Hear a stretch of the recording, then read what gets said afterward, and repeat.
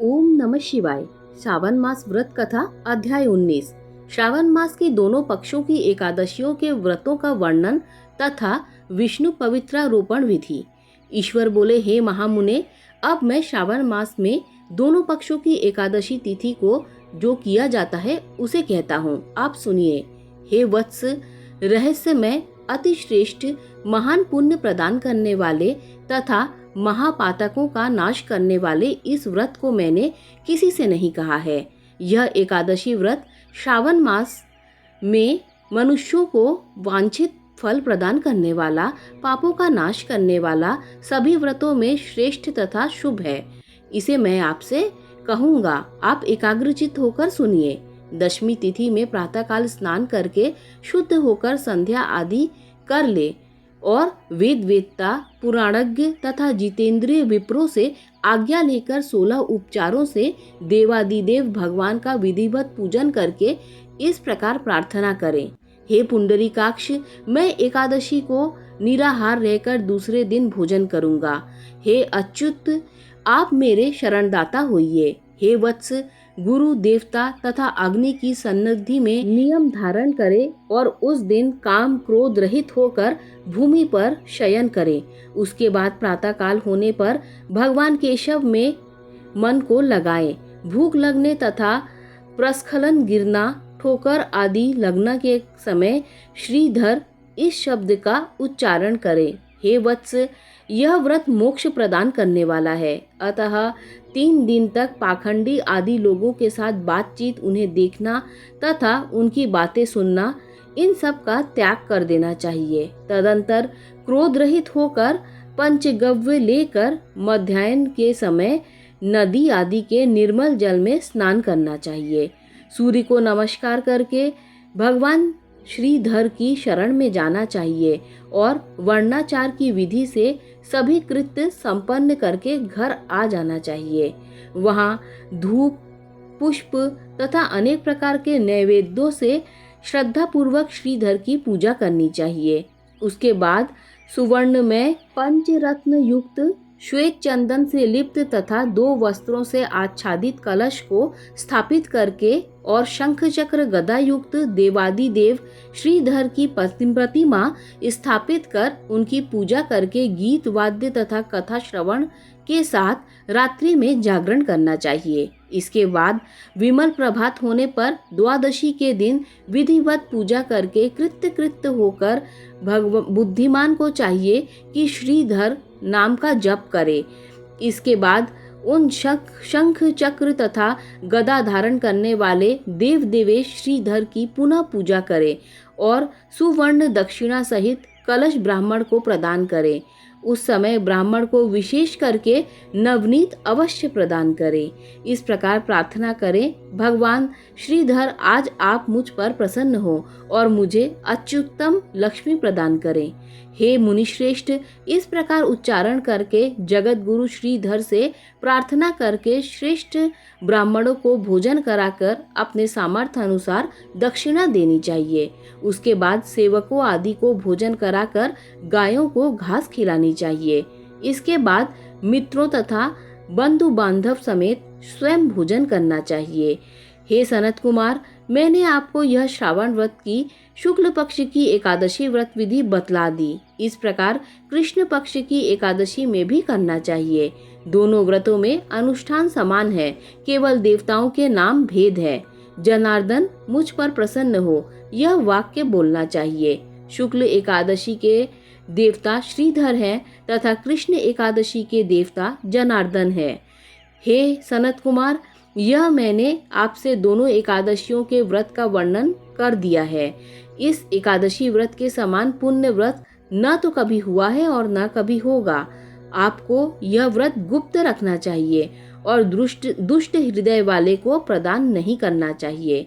ईश्वर बोले, हे सनत कुमार, अब मैं द्वादशी तिथि में होने वाले श्री हरि के पवित्रारोपण व्रत का वर्णन करूंगा। पिछले अध्याय में देवी की कही गई पवित्रारोपण विधि के समान ही इसका भी पवित्रारोपण है। इसमें जो विशेष बात है उसे मैं बताऊंगा, सावधान चित्त होकर सुनिए। हे महामुने, इस व्रत के लिए जो अधिकारी बताया गया है आप उसे सुने। ब्राह्मण, क्षत्रिय, वैश्य, शूद्र तथा स्त्री, इन सभी को अपने धर्म में स्थित होकर भक्ति पूर्वक पवित्रारोपण करना चाहिए। द्विज को चाहिए कि अतो देवा अवन्तु नो यतो विष्णुर्विचक्रमे पृथिव्या सप्तथामभि। इस मंत्र से विष्णु की पूजा करें। स्त्रियों तथा शूद्रों के लिए नाम मंत्र है जिसके द्वारा वे विष्णु की पूजा करें। इस प्रकार द्विज कद्दुद्राय इस मंत्र से शिव जी की पूजा करें। स्त्रियों तथा शूद्रों के लिए नाम मंत्र है जिसके द्वारा वे शिव जी की पूजा करें। सतयुग में मणिमय, त्रेता में सुवर्णमय, द्वापर में रेशम का तथा कलयुग में कपास का सूत्र पवित्रक के लिए बताया गया है। सन्यासियों को शुभ मानस पवित्रारोपण करना चाहिए।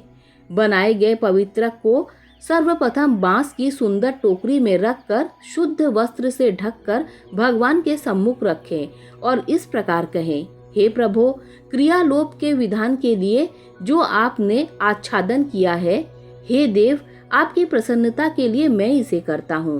हे देव, मेरे इस कार्य में विघ्न न उत्पन्न हो। हे नाथ, मुझ पर दया कीजिए। हे देव, सब प्रकार से सर्वदा आप ही मेरी परम गति हैं। हे जगतपते, मैं इस पवित्रक को आपको प्रसन्न करता हूँ। ये काम, क्रोध आदि मेरे व्रत का नाश करने वाले न हो। हे देवेश, आप आज से लेकर वर्ष पर्यंत अपने भक्त की रक्षा करें। आपको नमस्कार है। इस प्रकार कलश में देवता की प्रार्थना करके बांस के शुभ पात्र में स्थित पवित्रक की आदर पूर्वक प्रार्थना करनी चाहिए। हे पवित्रक, वर्ष भर की गई पूजा की पवित्रता के लिए विष्णु लोक से आप इस स्वयं यहाँ पधारे। आपको नमस्कार है। हे देव, मैं विष्णु के तेज से उत्पन्न मनोहर सभी पार्यों का नाश करने वाले तथा सभी कामनाओं को पूर्ण करने वाले इस पवित्रक को अपने अंग में धारण कराता हूँ। हे देवेश, हे पुराण पुरुषोत्तम, आप मेरे द्वारा आमंत्रित हैं, अतः आप मेरे समीप पधारे। मैं आपका पूजन करूँगा। आपको नमस्कार है। मैं प्रातःकाल आपको यह पवित्रक निवेदन करूँगा। उसके बाद पुष्पांजलि देकर रात्रि में जागरण करना चाहिए। एकादशी के दिन अधिवासन करे और द्वादशी के दिन प्रातःकाल पूजन करे। पुनः हाथ में गंध, दुर्वा तथा अक्षत के साथ पवित्रक लेकर ऐसा कहें, हे देव देव, आपको नमस्कार है। वर्ष पर्यंत की गई पूजा का फल देने वाले इस पवित्रक को पवित्रीकरण हेतु आप ग्रहण कीजिए। मैंने जो भी दुष्कृत किया है उसके लिए आप मुझे आज पवित्र कीजिए। हे देव, हे सुरेश्वर, आपके अनुग्रह से मैं शुद्ध हो जाऊं। इस प्रकार मूल मंत्र से संपुटित इन मंत्रों के द्वारा पवित्रक अर्पण करें। इसके बाद महानैवेद्य अर्पित करके निरंजन कर प्रार्थना करें और मूल मंत्र से घृत सहित खीर का अग्नि में हवन करें। इसके बाद इसी मंत्र से पवित्रक का विसर्जन करके इस प्रकार बोले, हे पवित्रक, वर्ष भर की गई मेरी शुभ पूजा को पूर्ण रूप से अब आप पर विसर्जित होकर विष्णु लोक को प्रस्थान करें। इसके बाद पवित्रक को उतार कर ब्राह्मण को प्रदान कर दें अथवा जल में विसर्जित कर दें। हे वत्स, मैंने आपसे श्री हरि के इस पवित्रारोपण का वर्णन किया। इसे करने वाला इस लोक में सुख भोग कर अंत में वैकुंठ प्राप्त करता है। इस प्रकार श्री स्कंद पुराण के अंतर्गत ईश्वर सनत कुमार संवाद में श्रावण महात्म्य में उभय एकादशी व्रत कथन और द्वादशी में विष्णु पवित्रारोपण कथन नामक 19वां अध्याय पूर्ण हुआ। ओम नमः शिवाय, ओम नमः शिवाय, ओम नमः शिवाय।